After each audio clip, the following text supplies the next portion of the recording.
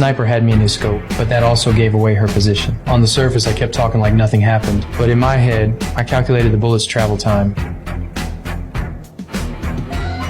Right on cue, I tilted my body. The bullet just grazed my arm, and I used it to crush my opponent. My approval rating shot through the roof. But just 6 months ago, I was a worthless bum. They called me a writer. But all I did was scratch my feet all day, not a single word written. Life was falling apart. I survived on moldy pizza, and when I was at my lowest, my girlfriend dumped me. At least she had a shred of conscience. Left me some cash before she walked out. That moment, it felt like my soul was ripped out. I wandered the streets like a ghost. Then a voice called out to me. It was Cade, my ex, wife's younger brother. My stomach sank. He used to be a lazy thug, but after a few years, he somehow looked like he'd made it big. Seeing me like that, he actually bought me a drink. Then, with the smug face of a successful man, he said he'd share his secret to making it. When he reached into his jacket, I instinctively refused, but he slapped a clear pill on the table, said it was the hottest thing in tech, totally legal, going mass market next year. He kept hyping it up, but I still hated the idea. Before I could say no, he took a call, but left me his card. I don't want it. Don't be ungrateful. You know how much that costs?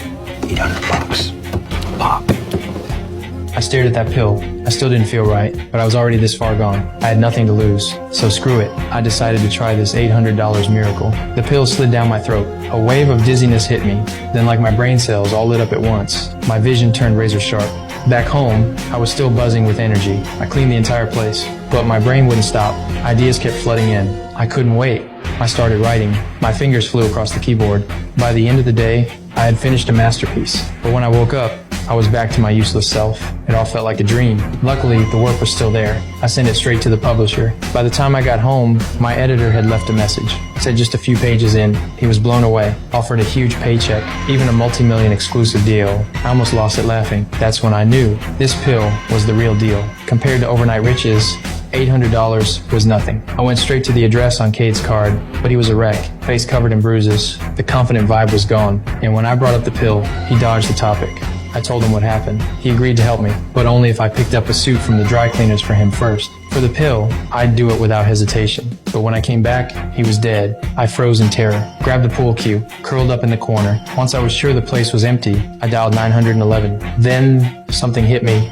I figured whoever killed him was probably after the pill. If there was even the slightest chance, it was still in the house. I had to find it. Gloves on, I tore through the place.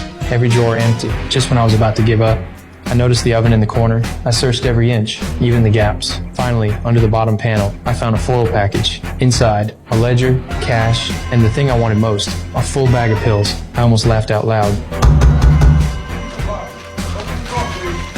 I hid the pills, but still, the cops took me in. Luckily, after questioning me, they cleared me. I took the pills home, locked every door, counted Cade's stash. Then, without waiting another second, I swallowed one.